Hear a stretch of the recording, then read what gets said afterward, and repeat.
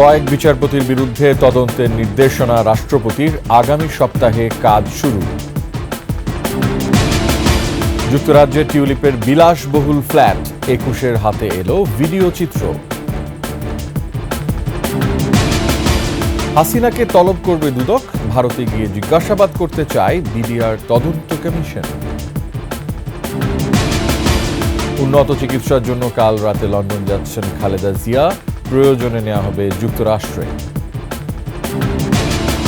গুমের অভিযোগ নিয়ে ট্রাইব্যুনালে ভুক্তভোগীরা, হাসিনা সহ ১১ জনের বিরুদ্ধে গ্রেফতারি পরোয়ানা।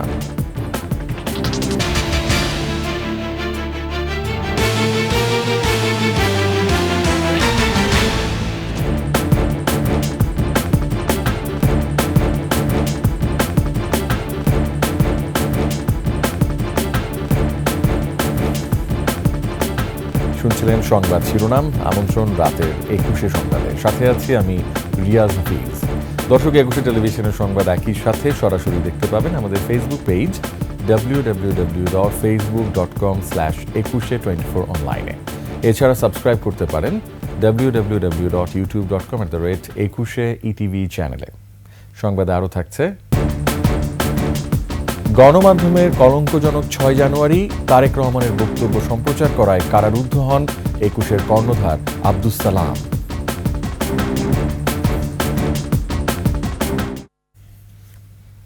অভিযোগ ওঠা সুপ্রিম কোর্টের কয়েক বিচারপতির বিরুদ্ধে তদন্তের জন্য সুপ্রিম জুডিশিয়াল কাউন্সিলকে নির্দেশনা দিয়েছেন রাষ্ট্রপতি মোহাম্মদ শাহাবুদ্দিন। সুপ্রিম কোর্ট প্রশাসন এক প্রেস বিজ্ঞপ্তিতে এই কথা জানিয়েছে।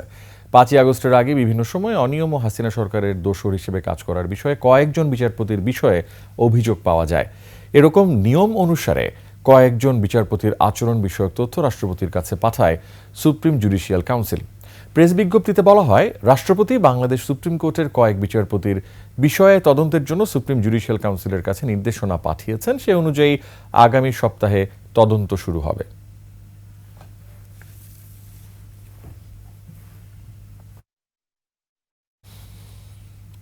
আলোচনায় আছেনই পলাতক ক্ষমতাচ্যুত প্রধানমন্ত্রী শেখ হাসিনার বোনের মেয়ে টিউলিপ সিদ্দিক। যুক্তরাজ্যের লন্ডনে বিনামূল্যে পাওয়া ফ্ল্যাট নিয়ে মিথ্যাচার করেছেন, এমন তথ্য উঠে এসেছে ডেইলি মেইলের প্রতিবেদনে। একই সঙ্গে ২১ টেলিভিশনের হাতে এসেছে সুবিশাল অ্যাপার্টমেন্টের সেই ফ্ল্যাটের ভিডিও চিত্র।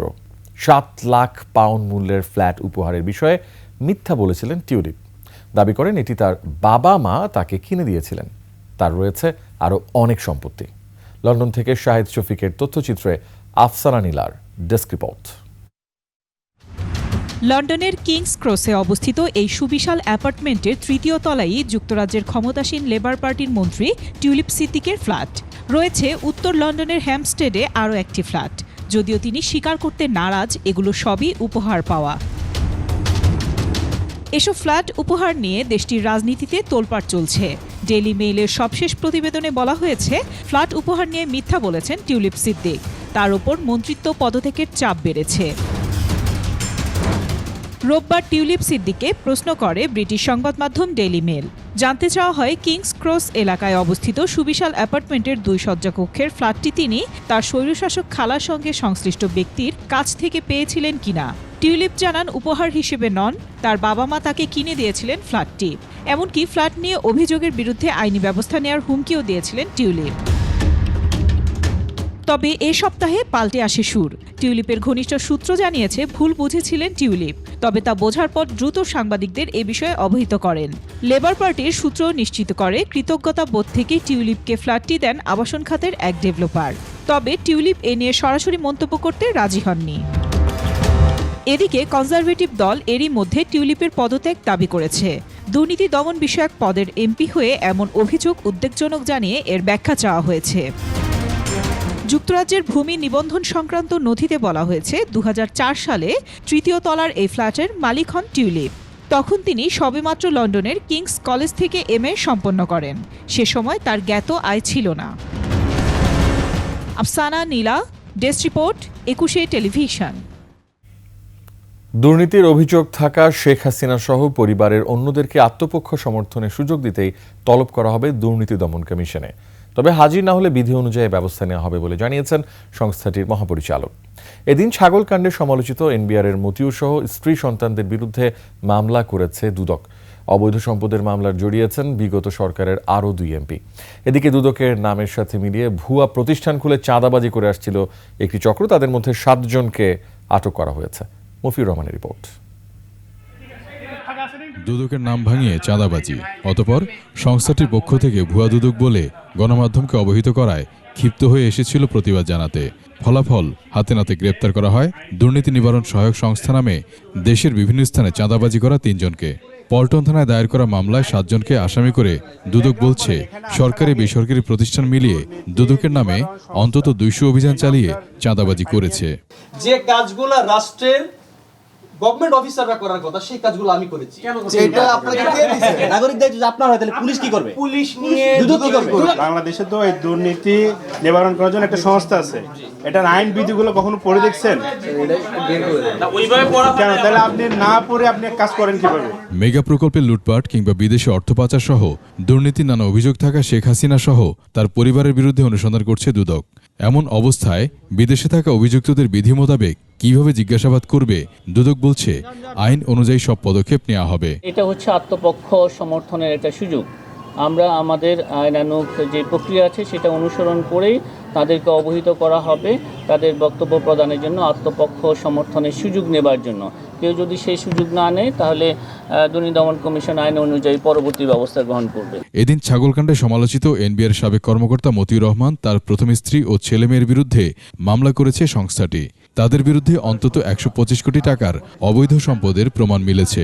মতিউরের বিরুদ্ধে ইতিপূর্বে তো আমরা মামলার রুজু তথ্যাদি আপনাদেরকে পরিবেশন, এটা হচ্ছে তার পরিবারের অন্যান্য সদস্যদের, তার প্রথম স্ত্রী, তার সন্তান, তার ছেলে এবং মেয়ের বিরুদ্ধে তারা যে সম্পদ বিবরণী দাখিল করেছেন, উক্ত সম্পদ বিবরণী যাচাই শেষে এই মামলাগুলো তার পরিবারের সদস্যদের বিরুদ্ধে করা হয়েছে। দুদকের মামলা জড়িয়েছেন বিগত সরকারের আরও 2 এমপি। নাটোর 2 আসনের সাবেক এমপি শফিকুল ইসলাম ও তার স্ত্রীর বিরুদ্ধে 16 কোটি টাকার অবৈধ সম্পদ ও 25 কোটি টাকার অস্বাভাবিক লেনদেনের তথ্য পাওয়া গেছে। আর প্রায় 22 কোটি টাকার অস্বাভাবিক লেনদেনের অভিযোগে চট্টগ্রাম 16 আসনের সাবেক এমপি মোস্তাফিজুর রহমান ও তার স্ত্রীর বিরুদ্ধে মামলা করেছে দুদক। মফিউর রহমান, 21 টেলিভিশন, ঢাকা। ভারতের অনুমতি পেলে সে দেশে গিয়ে শেখ হাসিনাকে জিজ্ঞাসাবাদ করবে জাতীয় স্বাধীন তদন্ত কমিশন। বিডিআর হত্যাকাণ্ডের তদন্তে গঠিত কমিশনের সভাপতি major general ALM Fazlur Rahman আরও জানান, নিরপেক্ষতা নিশ্চিত করেই সবার সহযোগিতা নিয়ে কাজ করবে কমিশন। বিস্তারিত জানাচ্ছেন আসিফ সুমিত। বিডিআর হত্যাকাণ্ডে শহীদ পরিবারের সদস্যদের সঙ্গে মহাখালীর রাওয়া ক্লাবে জাতীয় স্বাধীন তদন্ত কমিশনের এই মত বিনিময় সভা। শেখ হাসিনার আমলের মতো যদি এখন পর্যন্ত সবকিছু হয় তাহলে আমাদের তো বিচারে আসলে প্রয়োজনই নাই। এটা শুধু আমার বাবা মার হত্যা না, এটা 57 মিলিটারি অফিসার্স হত্যা না, এটা বিডিআর ধ্বংসের হত্যা না, এটা সেনাবাহিনী ধ্বংসের হত্যা না, এটা বাংলাদেশের সভরেন্টি ধ্বংসের একটা বিষয়। এটা স্বাধীনেই থাকে, কারো দ্বারা যেন কোনোভাবে ভায়াস না হয়। ভয়ের চাইতে আমাদের কষ্টটা অনেক বেশি। সভায় কমিশনের সভাপতি বিডিআরের সাবেক মহাপরিচালক ALM ফজলুর রহমান বলেন, বিডিআর হত্যাকাণ্ডের তদন্তে শেখ হাসিনাকে জিজ্ঞাসাবাদ করা জরুরি। ভারতীয় হাই কমিশনের সঙ্গে আমরা যোগাযোগ করে হয় তাকে এক্সট্রাডাইট করার জন্য আমরা বলবো, কিংবা আমাদের টিম সেখানে গিয়ে তার ইন্টারভিউ নেবে। কমিশন চায় সব পক্ষ যেন ন্যায় বিচার পায় এবং প্রকৃত দোষীদের চিহ্নিত করা যায়। আমরা নিরপেক্ষ থাকব, নিরপেক্ষ থেকে আমরা তদন্ত কাজ চালিয়ে যাব। আমরা সবার সহযোগিতা চাই, কোনো জিনিস গোপন রেখে কিছু করতে চাই না। আমি এটা আমার কমিশনের সদস্য থেকে বলেছি, যা হবে খোলাখুলি করা হবে। আগামী 3 মাসের মধ্যে বিডিআর হত্যাকাণ্ডের তদন্ত শেষ করার পরিকল্পনা করেছে কমিশন, তবে প্রয়োজনে সময় বাড়ানোর আবেদন করা হবে। এর দ্বারা বিজিবিকে দুর্বল করা হয়েছে, বিডিআরকে দুর্বল করা হয়েছে, তার নাম বদল করে দেওয়া হয়েছে। আসিফ সুমিত, 21 টেলিভিশন, ঢাকা। কাল রাত 10টায় কাতারের আমিরের পাঠানো বিশেষ এয়ার অ্যাম্বুলেন্সে চিকিৎসার জন্য যুক্তরাজ্যে যাবেন বিএনপি চেয়ারপারসন বেগম খালেদা জিয়া। সেখানে 7 বছর পর ছেলে তারেক রহমানের সঙ্গে দেখা হবে সাবেক প্রধানমন্ত্রীর। মেডিকেল বোর্ডের 6 চিকিৎসক বেগম জিয়ার সফরসঙ্গী হচ্ছেন। সংবাদ সম্মেলনে দলের বিএনপির স্থায়ী কমিটির সদস্য ডাক্তার AZM জাহিদ হোসেন আরও জানান, লন্ডন ক্লিনিকে ভর্তি করা হবে খালেদা জিয়াকে। মাহিলা ইসলামের রিপোর্ট। দীর্ঘদিন ধরে নানা শারীরিক জটিলতায় ভুগছেন বিএনপি চেয়ারপারসন বেগম খালেদা জিয়া। অবশেষে উন্নত চিকিৎসার জন্য লন্ডন যাচ্ছেন সাবেক এই প্রধানমন্ত্রী। সোমবার সকালে গুলশানে বিএনপি চেয়ারপারসনের কার্যালয়ে এ বিষয়ে বিস্তারিত জানান খালেদা জিয়ার ব্যক্তিগত চিকিৎসক ও দলের স্থায়ী কমিটির সদস্য ডাক্তার AZM জাহিদ হোসেন। ওনার সাথে মেডিকেল বোর্ডের 6 জন সদস্য, ওনার ব্যক্তিগত কর্মকর্তা, ওনার যে কেয়ার গিভার ওনারা থাকবেন। আর এয়ার অ্যাম্বুলেন্সের যে চিকিৎসা দেওয়ার জন্য কাতার আমির রয়্যাল এয়ার অ্যাম্বুলেন্স যেটা, ওটার 4 জন চিকিৎসক এবং তাদের চিকিৎসকদের সহকারী, অর্থাৎ এটি বলে প্যারামেডিক্স, ওনারা থাকবেন। এবং ম্যাডামের সাথে ওনার ছোট ছেলে মরহুম আরাফাত রহমান কোকর সহধর্মিণী শামেলা রহমান, উনি ওনার সাথে যাবেন। কাতারের আমিরের পাঠানো বিশেষ এয়ার অ্যাম্বুলেন্সে ঢাকা থেকে দোহা, তারপর লন্ডনে যাবেন বেগম খালেদা জিয়া। সেখানে প্রাচীন ও বিশ্বস্ত লন্ডন ক্লিনিকে চিকিৎসা নেবেন বিএনপি চেয়ারপারসন। এবং ওখানে ইনশাল্লাহ আমাদের দলের ভারপ্রাপ্ত চেয়ারম্যান জনাব তারেক রহমান, ডাক্তার জুবাইদা রহমান ওনার সহধর্মিণী, ওনারা এবং আমাদের যুক্তরাজ্য বিএনপির এর থেকে হয়তো 2 জন ওনারা এবং ওনাকে হয়তো এয়ারপোর্টে রিসিভ করবেন এবং ওনারাই ওনাকে ওখানে ওদের হসপিটাল অথরিটির লোক হাসপাতালে আসবে, ওরা ওখান থেকে হসপিটালে যাবে। শারীরিক অবস্থা বিবেচনা করে যুক্তরাজ্যের চিকিৎসকরা যদি মনে করেন তাহলে যুক্তরাষ্ট্রেও নেওয়া হতে পারে সাবেক এই প্রধানমন্ত্রীকে। সিদ্ধান্ত দিবে লিভার ট্রান্সপ্লান্ট ইউনিটে যাওয়ার পর, ওখানে এই সুবিধাটা আছে। সো দে উইল ডিসাইড যে what will be the next course of treatment. Mahila Islam, 21 television, Dhaka. গত 15 বছরের গুমের অভিযোগে শেখ হাসিনা, তারেক সিদ্দিকী, বেনজির আহমেদ সহ 11 জনের বিরুদ্ধে গ্রেফতারি পরোয়ানা জারি করেছে আন্তর্জাতিক অপরাধ ট্রাইব্যুনাল। আগামী 12 ফেব্রুয়ারি তাদেরকে হাজিরের নির্দেশও দেওয়া হয়েছে। বিচারপতি গোলাম মুর্তজা মজুমদারের নেতৃত্বে 2 সদস্যের ট্রাইব্যুনাল বেঞ্চ এ আদেশ দেন। চিফ প্রসিকিউটর তাজুল ইসলাম বলেছেন, গুমের যে ভয়াবহ সংস্কৃতি তৈরি হয়েছে সেটি নিষ্পত্তি করতে হবে সুষ্ঠু তদন্তের মাধ্যমে। আরও জানাচ্ছেন শাকির আরজু। 2016 সালে রাজধানীর মিরপুরে নিজ বাসা থেকে গুম করা হয় ব্যারিস্টার মীর আহমেদ বিন কাশেম আরমানকে। সেখানে আয়নাঘরে দীর্ঘ 8 বছর গুম করে রাখা হয় তাকে। 6 মাসের এবং 3 বছরের বাচ্চার সামনে, তার বোনের সামনে তাকে নিয়ে যাওয়া হয়েছে। আরমানের মতো 11টি গুম হওয়া পরিবারের সদস্যরা অভিযোগ জানাতে আসেন ট্রাইব্যুনালে। পরে চিফ প্রসিকিউটর তাজুল ইসলাম বলেন, গত 15 বছরে 2009 থেকে 2024 সাল পর্যন্ত সংঘটিত হওয়া বলপূর্বক গুম, হত্যার ঘটনার বর্ণনা তুলে ধরেন ট্রাইব্যুনালের সামনে। বাংলাদেশে একটা ভয়ের সংস্কৃতি চালু করা হয়েছিল যে অস্ত্রের মাধ্যমে, সেটার নাম হচ্ছে গুম এবং আরেকটি হচ্ছে ক্রসফায়ার। সাদা পোশাকধারী বলেন বা পোশাকধারী বিভিন্ন বাহিনী এসে তুলে নিয়ে যেত এবং তারপর তারা কোনোদিন আর ফিরে আসতো না। ভয়ের মাধ্যমে ভিন্ন মতাদর্শী, বিরোধী রাজনীতিবিদ, বুদ্ধিজীবী ও মানবাধিকার কর্মীদের বলপূর্বক উঠিয়ে নিয়ে নির্যাতন ও হত্যার মতো ঘটনা সংঘটিত হতো। এসব ঘটনায় র্যাব, ডিজি, ডিজিএফআই সহ গোয়েন্দা সংস্থাগুলো সাদা পোশাকে রাতে মানুষদের উঠিয়ে নিত। অপরাধটা সংঘটিত হয়েছিল তদানীন্তন প্রধানমন্ত্রী শেখ হাসিনার প্রত্যক্ষ নির্দেশে, পরিকল্পনায়। পুলিশ থেকে শুরু করে বিভিন্ন গোয়েন্দা বাহিনী, তাদেরকে দিয়ে এই সংঘবদ্ধ সিস্টেম্যাটিক ওয়াইড স্প্রেড এই অপরাধগুলো করা হয়েছিল। এসব ঘটনায় সাবেক প্রধানমন্ত্রী শেখ হাসিনা সহ তৎকালীন সরকারের উচ্চ পর্যায়ের কয়েকজন ব্যক্তির বিরুদ্ধে গ্রেফতারি পরোয়ানা চান চিফ প্রসিকিউটর। ট্রাইব্যুনাল তা মঞ্জুর করে। গ্রেফতারি পরোয়ানা জারি হয়েছে, সব মিলিয়ে 12 জন। প্রধানমন্ত্রী আছেন, বিভিন্ন বাহিনীর লোকজন আছেন। কাজে কেস সার্ভিং না অসার্ভিং এই বিষয়ে আমরা কোনো বক্তব্য রাখছি না। গুম কমিশনে 1676টি অভিযোগ জমা পড়েছে। এর মধ্যে যাচাই বাছাই করে 758টি অভিযোগ চূড়ান্ত করা হয়। শাকিরা আরজু, 21 টেলিভিশন, ঢাকা।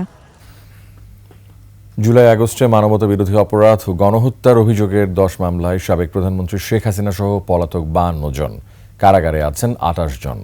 সাবেক তথ্যমন্ত্রী হাসানুল হক ইনু, সাবেক স্বরাষ্ট্রমন্ত্রী আসাদুজ্জামান খান কামাল সহ 4 জনের বিরুদ্ধে ইন্টারপোলের রেড নোটিশ জারির জন্য আইজিপির কাছে আবেদন করবে আন্তর্জাতিক অপরাধ ট্রাইব্যুনাল। বিস্তারিত জানাচ্ছেন শাকির আরজু।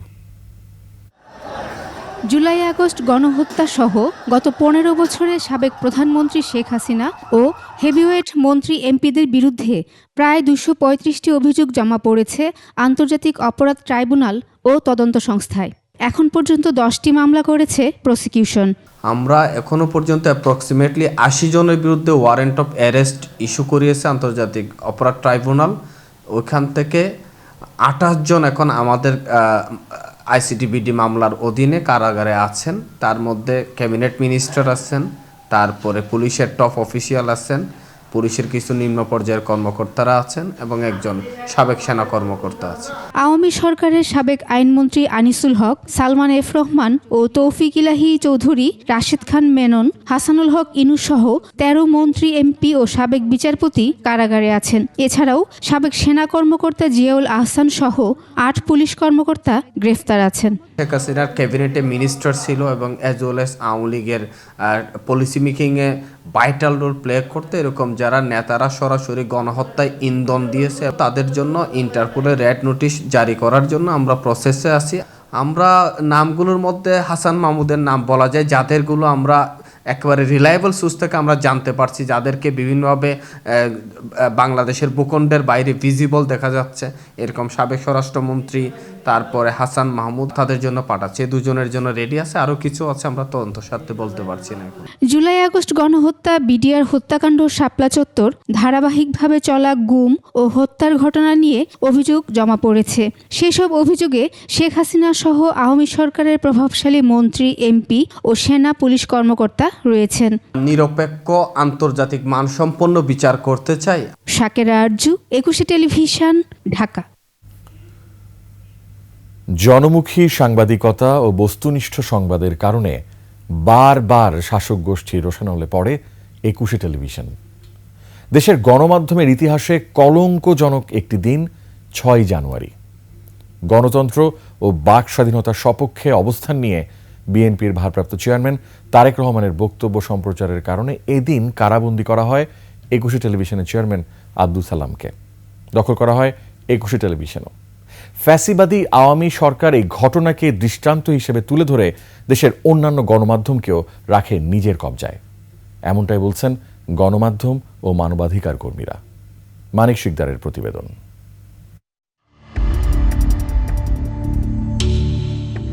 2015 সালের 6 জানুয়ারি ঘড়ির কাঁটায় ভোর রাত 3:27।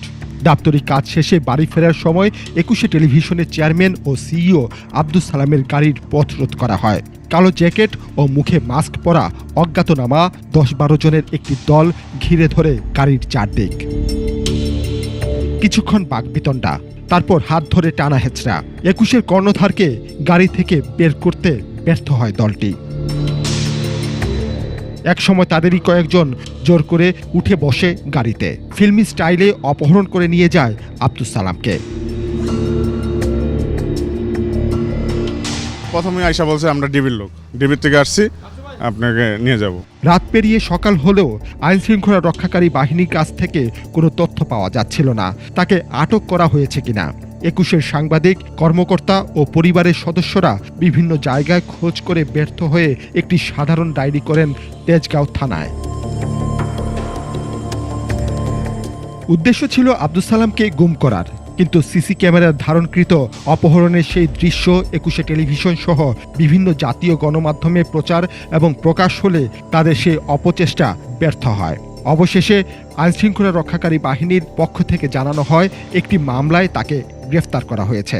ওই সময়টা শেখ হাসিনার পদলেহন যারা করত তারা খুব ভালোভাবেই ছিল এবং যারা গণতান্ত্রিক মূল্যবোধকে প্রাধান্য দিতেন, যারা চাইতেন বাংলাদেশ একটা ভায়াবল কান্ট্রি হিসেবে থাকুক, তারাই সালাম সাহেবের মতো মানুষ ক্ষতিগ্রস্ত হয়েছেন। এই গ্রেফতার প্রক্রিয়ায় নেতৃত্ব দেন ডিবির তৎকালীন এসি মাহফুজুল ইসলাম, এডিসি নুরুন নবী ও এডিসি মেহেদি হাসান।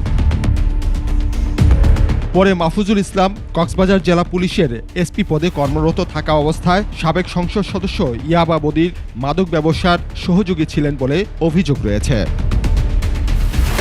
খন্দকার নুরুন নবী ফেনীর এসপি থাকাকালে তার বিরুদ্ধে ছিল নানা অভিযোগ। সে শেখ হাসিনার লাঠিয়াল বাহিনী হিসেবে কাজ করে। এরপর সে ডিবির যুগ্ম পুলিশ কমিশনার হিসেবে যোগ দেয়। বৈষম্য বিরোধী আন্দোলনের সময় ঢাকার ছাত্র জনতার উপর হামলা ও গুলিতে নুরুন নবী ও মেহেদী মাস্টারমাইন্ড ডিবি প্রধান হারুনের নেতৃত্বে কাজ করে। ডিবি প্রধান হারুনের সহযোগী হয়ে 6 সমন্বয়ককে আটক করে। 5 আগস্টের পর থেকে এই হারুন সহ 3 পুলিশ কর্মকর্তা পলাতক আছেন। সাবেক প্রধানমন্ত্রীর দপ্তরের ইশারায় সাবেক স্বরাষ্ট্রমন্ত্রী আসাদুজ্জামান খান কামালের তত্ত্বাবধানে আটক করা হয় আব্দুস সালামকে। আর এসবে ইন্ধন দেয় 71 টিভির মোজাম্মেল বাবু, যিনি পরবর্তীতে হয়ে ওঠেন দেশের মিডিয়া নিয়ন্ত্রক। ওই 3 পুলিশ কর্মকর্তা মোজাম্মেল বাবুর ঘনিষ্ঠ বলেও পরিচিত। গ্রেপ্তার দেখানোর পর বেশ কয়েকটি মিথ্যা মামলায় প্রায় 2.5 বছর কারাগারে অন্ধকার প্রকোষ্ঠে রাখা হয় দেশের এই গণমাধ্যম যোদ্ধাকে। সেই মামলাটায় কোনো ধরনের কোনো আইনগত ভিত্তি ছিল না। তো এই যে আইনগত ভিত্তি ছিল না, এক্স বা ওয়াই কনক সারোয়ারকে দেশত্যাগ করতে হয়েছে, সালাম সাহেবকে জেলে রাখা হয়েছে, তারপরে দেশত্যাগ করতে হয়েছে। অফকোর্স ওনারা আইনি প্রক্রিয়া সেটা হাঁটতে পারেন, এবং যারা এই কাজগুলো করছেন তাদেরকে আইনি প্রক্রিয়ায় বিচারের মুখোমুখি করা উচিত, যাতে ভবিষ্যতে অন্য কেউ এই কাজগুলো না করে। সাধারণ মানুষের অধিকার আদায়ের প্ল্যাটফর্ম হিসেবে 21শে টেলিভিশন ছিল দৃঢ় প্রতিজ্ঞ। অথচ মুক্তমনের সেই খোলা জানালা 21শে দখল করা হয় 2015 সালের 25 নভেম্বর। টেলিভিশন জগতের অনুসরণীয় এই কর্ণধারকে আটক করে শুধু 21কে পঙ্গু করা হয়নি, এই ঘটনাকে দৃষ্টান্ত হিসেবে রেখে চোখ রাঙানিতে রাখা হয় অন্যান্য গণমাধ্যমকেও। মিডিয়াকে যদি আপনি ভয়ার্থ পরিবেশের ভিতর ফেলে দিতে পারেন, তাহলে কি হবে? এক ধরনের সেলফ সেন্সরশিপ চলে আসবে। শুধু যে সালাম সাহেবকে গ্রেপ্তার বা তার বিরুদ্ধে মামলা দিয়েই যে সরকার ক্ষান্ত হয়েছিল এটি বলার অপেক্ষা রাখে না। আমরা দেখেছি তারপর একটা হচ্ছে মালিকানা পরিবর্তন, পাশাপাশি আমরা দেখেছি সংবাদ কর্মীদেরকেও অনেককে পরিবর্তন করা হয়েছে। অর্থাৎ পুরানা যারা ছিলেন তাদেরকে বাদ দিয়ে সরকারের আজ্ঞাবহ কিছু সাংবাদিক বা সংবাদকর্মীকে ওখানে নিয়োগ দিতে। ওই সরকারটি যে গালভরা কথা বলতো যে আমরা অনেক লাইসেন্স দিয়েছি, মুক্ত গণমাধ্যম, তার সম্পূর্ণ বিপরীত কাজটি ছিল ইটিভি দখল করা। এবং তাতে অন্যদের যে বার্তাটি দেওয়া হলো যে আপনি যদি আমার সাথে না থাকেন, আমার কথা না শোনেন বা আমার কথা মতো না চলেন, তাহলে আপনাদেরও একই পরিণতি হতে হবে। গণমাধ্যমের স্বাধীনতা হরণের মধ্য দিয়ে মানবাধিকার পরিস্থিতির চরম অবনতি হয়। সাংবাদিক যখন নিরাপদ ভাবে না নিজেকে, মালিকানাগুলি যখন জোরপূর্বক মিডিয়ার মালিকানা পরিবর্তিত হয়ে যায়, তখন তো এইটা কথা বলার যে স্বাধীনতা সেইটার পুরোপুরি বরখেলাপ, এবং এর মধ্য দিয়ে মানবাধিকার তো সুস্পষ্টভাবে লঙ্ঘন করে। 5 আগস্ট গণ অভ্যুত্থানের পর 21শে আবার ফিরে পায় অধিকার। ফিরে আসেন আব্দুস সালাম। বাক স্বাধীনতা ও গণতন্ত্র চর্চায় 21শে আবারও পথ প্রদর্শক হিসেবে অগ্রণী ভূমিকা রাখবে বলে আশা গণমাধ্যম ও মানবাধিকার কর্মীদের। এবং ভবিষ্যতে যেন সালাম সাহেবের মতো ভিকটিম কেউ না হয়। মানিক শিকদার, 21শে টেলিভিশন, ঢাকা। নিচ্ছি সংবাদ বিরতি, যখন ফিরছি তখন থাকছে।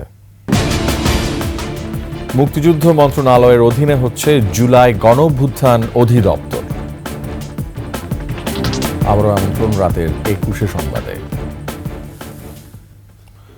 মুক্তিযুদ্ধ বিষয়ক মন্ত্রণালয়ের অধীনে জুলাই গণঅভ্যুত্থান অধিদপ্তর করা হচ্ছে। এর অধীনে শহীদ পরিবার ও আহতদের আজীবন সহায়তা ও পুনর্বাসন করা হবে বলে জানিয়েছেন তথ্য উপদেষ্টা। রেল মন্ত্রণালয়ে 3 উপদেষ্টার সাথে জুলাই শহীদ স্মৃতি ফাউন্ডেশনের বৈঠক শেষে তথ্য উপদেষ্টা নাহিদ ইসলাম জানান, 826 শহীদ পরিবার ও 11,000 আহত এখন পর্যন্ত তালিকাভুক্ত হয়েছে। 31 জানুয়ারির মধ্যে তালিকাভুক্ত হওয়ার সুযোগ রয়েছে। তিনি বলেন, শহীদ পরিবার ও আহতদের জন্য 637 কোটি 80 লাখ টাকা অর্থ সহায়তা দেওয়ার সিদ্ধান্ত হয়েছে। এর মধ্যে প্রথম ধাপে জানুয়ারি মাসে 232 কোটি 60 লাখ টাকা দেওয়া হবে। আগামী সপ্তাহ থেকে এই অর্থ সহায়তা দেওয়া শুরু হবে। বাকি টাকা দেওয়া হবে জুনের মধ্যে। শহীদ পরিবার আগের ঘোষণা অনুযায়ী 30 লাখ টাকা পাবে। এর মধ্যে 10 লাখ টাকা এফডিআর, আহতদের সর্বোচ্চ 5 লাখ টাকা করে দেওয়া হবে।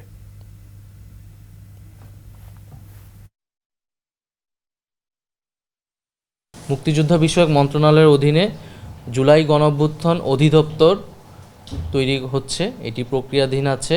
30 লক্ষ টাকা প্রত্যেকটা শহীদ পরিবার এবং আহতদের জন্য যে বিভিন্ন ক্যাটাগরি ওয়াইজ, যারা গুরুতর আহত, অতি গুরুতর আহত, এই অনুযায়ী আমরা 5 লক্ষ, 3 লক্ষ, 2 লক্ষ, 1 লক্ষ এরকমভাবে দেওয়া হবে আহতদের জন্য। এখন থেকে সাদা পোশাকে কাউকে গ্রেফতার করা চলবে না। অভিযানের সময় পোশাক পরতে হবে, থাকতে হবে পরিচয়পত্র, বললেন স্বরাষ্ট্র উপদেষ্টা। এদিকে বিশৃঙ্খলার কারণে প্রশিক্ষণ থেকে 321 সাব ইন্সপেক্টরকে বাদ দেওয়া হয়েছে বলে জানান স্বরাষ্ট্র উপদেষ্টা জাহাঙ্গীর আলম। আর চলতি বছর ইলেকট্রনিক পাসপোর্ট চালু করার কথাও জানান তিনি।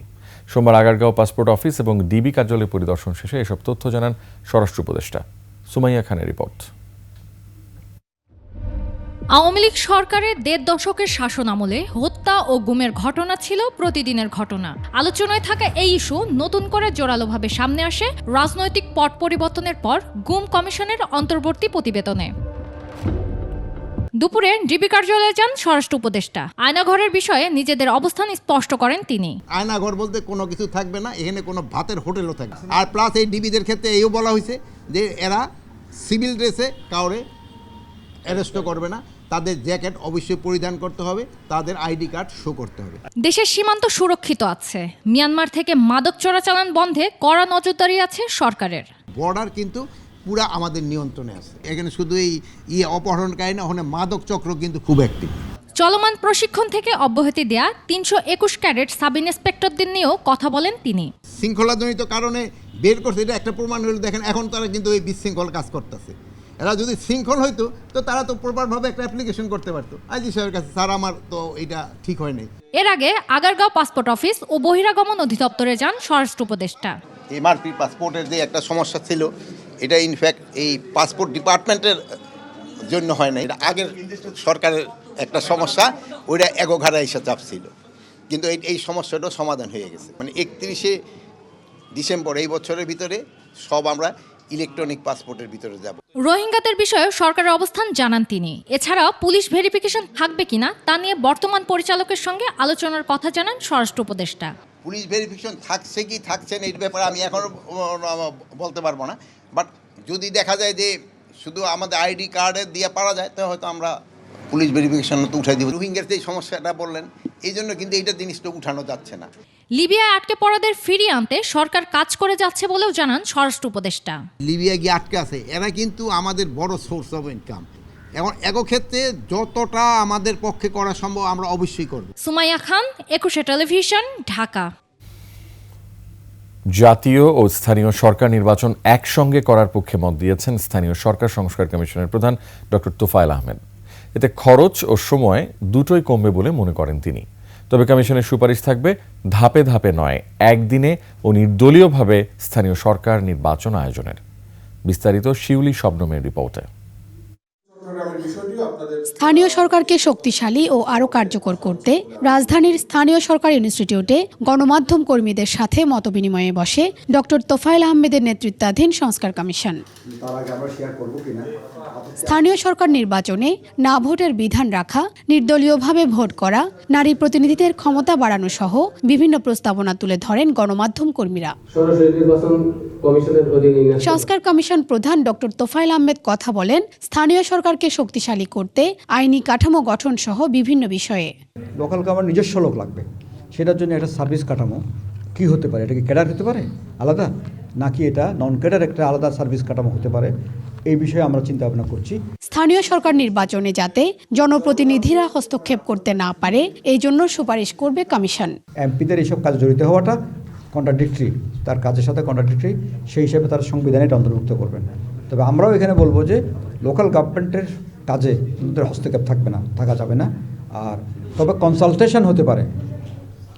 2021 থেকে 2024 সাল পর্যন্ত স্থানীয় সরকার নির্বাচনে 23,000 কোটি টাকা খরচ হয়। জাতীয় নির্বাচনের সাথে এই নির্বাচন করলে খরচ অনেক কমে আসে।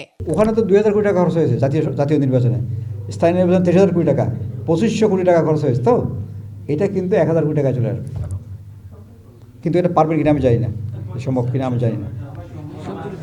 শুধু খরচ দিয়ে তো হবে না, নির্বাচনের একটা কিন্তু বিশুদ্ধতা রাখতে হবে। তো ইউনিয়ন, উপজেলা, জেলা সহ সব পর্যায়ের সেবা সংস্থাকে কার্যকর করতে প্রয়োজনে 1 ইউনিট গভর্নমেন্ট চালুর পক্ষেও মত দেন কমিশন প্রধান। লোকাল গভর্নমেন্ট সিস্টেম নাই, সিস্টেমে আনতে হবে। সিস্টেমে আনতে গেলে নির্বাচন একরকম হওয়া লাগবে। এখন জেলার একরকম নির্বাচন, উপজেলার একরকম নির্বাচন, ইউনিয়নের একরকম নির্বাচন, এটা তো করা সঙ্গত না। শিউলি শবনম, 21 টেলিভিশন, ঢাকা। জনস্বার্থকে প্রাধান্য দিয়েই বিভিন্ন প্রস্তাব আসছে সংস্কার কমিশনগুলোর পক্ষ থেকে। আর সংস্কারের রূপরেখা চূড়ান্ত করতে ভূমিকা রাখবে জাতীয় ঐকমত্য গঠন কমিশন। তবে এইসবের বাস্তবায়নে রাজনৈতিক দলগুলোর মধ্যে ঐক্যের কোনো বিকল্প নেই বলে মনে করছেন কমিশন সংশ্লিষ্টরা। আরও জানাচ্ছেন প্রণব চক্রবর্তী।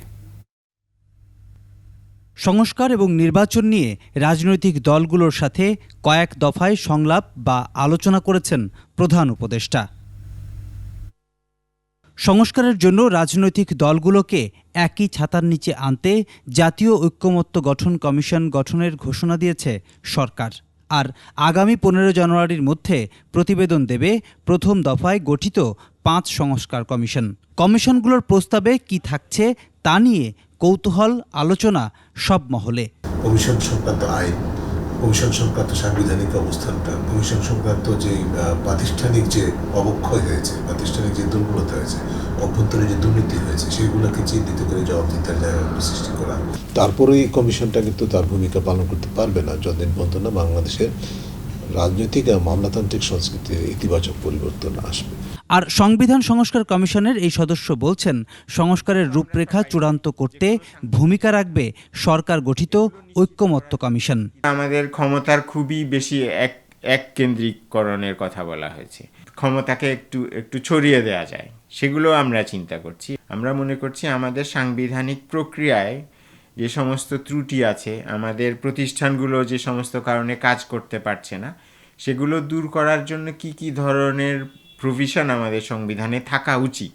তবে সংস্কার কমিশনগুলোর প্রস্তাব যত জনবান্ধবী হোক, তার বাস্তবায়ন হবে নির্বাচিত সংসদের মাধ্যমে। বিভিন্ন সংস্কার প্রস্তাব বিভিন্ন কমিশনের, এগুলোর প্রথমত একটা সমন্বয়ের দরকার আছে। দ্বিতীয়ত হলো এগুলোকে বাস্তবে রূপ দেওয়ার ক্ষেত্রে রাজনৈতিক দলগুলোকে এবং দেশের জনগণকে একটা একমতে পৌঁছাতে হবে। শুধুমাত্র এখন সংস্কার করলেই হবে না, এটাকে ঢেলে সাজালেই হবে না, যাতে ভবিষ্যতে না আসে সেটার জন্য অভ্যন্তরীণ নিয়ন্ত্রণ ব্যবস্থাটাকে আমার এমন জোরদার করতে হবে যাতে করে এটা আর না হয়। সব মিলিয়ে রাজনৈতিক দলগুলোর মানসিকতার উপরই নির্ভর করছে সংস্কারের ভবিষ্যৎ।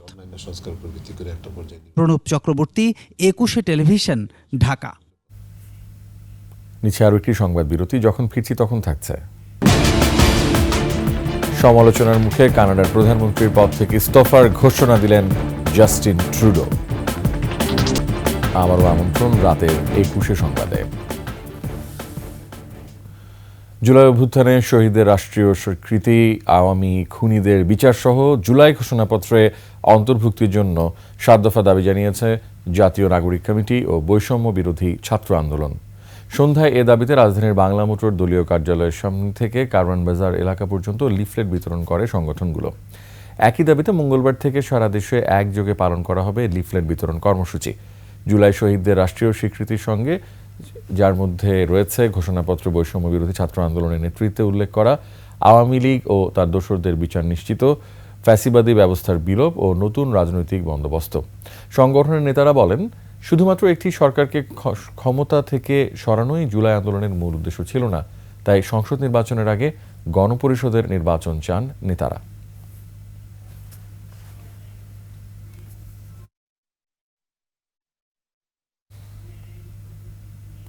আভিভা ফাইন্যান্স লিমিটেড বাণিজ্য সংবাদ।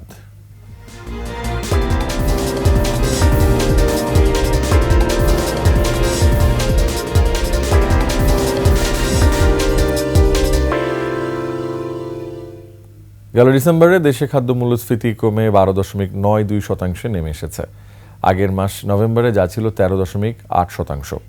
বাংলাদেশ পরিসংখ্যান ব্যুরো BBS সর্বশেষ হিসাবে খাদ্যপণ্যের মূল্য কমে যাওয়ায় দেশের সামগ্রিক মূল্যস্ফীতিও গত বছরের শেষ মাস ডিসেম্বরে কমে 10.89% নেমে এসেছে। আগের মাস নভেম্বরে সামগ্রিক মূল্যস্ফীতি ছিল 11.38%। গত জুলাইয়ের পর থেকে অক্টোবরের খাদ্য মূল্যস্ফীতি ছিল সর্বোচ্চ, এ সময় 14.10% পৌঁছায় মূল্যস্ফীতি। এদিকে ডিসেম্বরে খাদ্য বহির্ভূত মূল্যস্ফীতি দাঁড়িয়েছে 9.26%। আগের মাসে এটি ছিল 9.39%।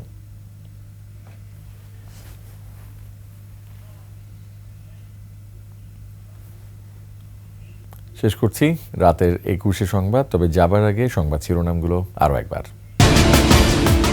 কয়েক বিচারপতির বিরুদ্ধে তদন্তের নির্দেশনা রাষ্ট্রপতির, আগামী সপ্তাহে কাজ শুরু। যুক্তরাজ্যে টিউলিপের বিলাসবহুল ফ্ল্যাট, 21-এর হাতে এলো ভিডিও চিত্র। হাসিনাকে তলব করবে দুদক, ভারতে গিয়ে জিজ্ঞাসাবাদ করতে চায় বিডিআর তদন্ত কমিশন।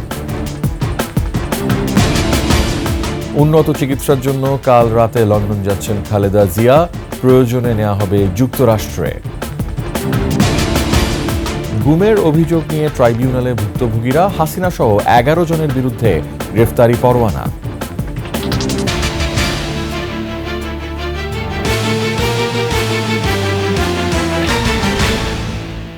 সর্বশেষ সংবাদ জানতে ডায়াল করুন 2021 নম্বরে আর ভিজিট করুন 21-tv.com ওয়েবসাইটে। ফেসবুকে ভিজিট করতে পারেন www.facebook.com/2124 অনলাইনে। এছাড়া সাবস্ক্রাইব করতে পারেন www.youtube.com/21etv চ্যানেলে।